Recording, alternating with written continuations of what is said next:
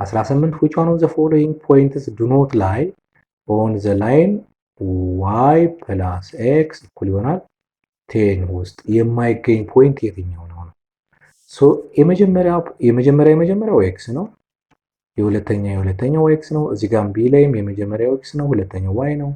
ሲ ላይም የመጀመሪያው ኤክስ ነው፣ የሁለተኛው ዋይ ነው። ዲም በተመሳሳይ የመጀመሪያው ኤክስ ነው፣ ሁለተኛው ዋይ። ሶ እዚህ ውስጥ እያስገባን ትክክል ከሆነ እንላለን፣ ካልሆነ ግን አንልም ማለት ነው። ያልሆነውን ዱኖት ላይ ስለሆነ ይሄ ለምሳሌ ምንድነው የምናደርገው?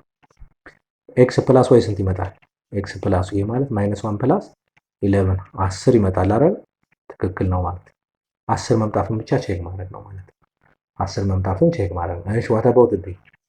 ቢ ማለት 0 እና 10 ነው አይደል? ስለዚህ ኤክስ ፕላስ ዋይ ምን ይመጣል? 0 ሲደመር 10 ነው። ይሄ ደግሞ ስቲል 10 ነው። ስለዚህ ትክክል ነው ማለት ነው። እሺ ዋት አባውት ሲ?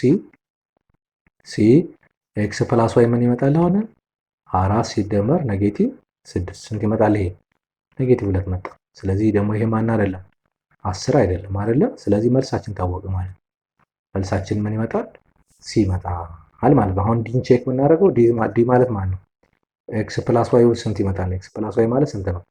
2 ሲደመር 8 አይደለ? 2 ሲደመር 8 ደግሞ ስንት ነው? 10 ይመጣል ማለት ነው። ስለዚህ 10 ከመጣልን ዋት ዊ ኮል ዲ መልስ አይሆንም። ኤ ቢ እና ዲ መልስ አይሆንም። ሰው መልሳችን ማን ይመጣል? ሲ ይመጣል ማለት ነው። በጣም አሪፍ እሺ።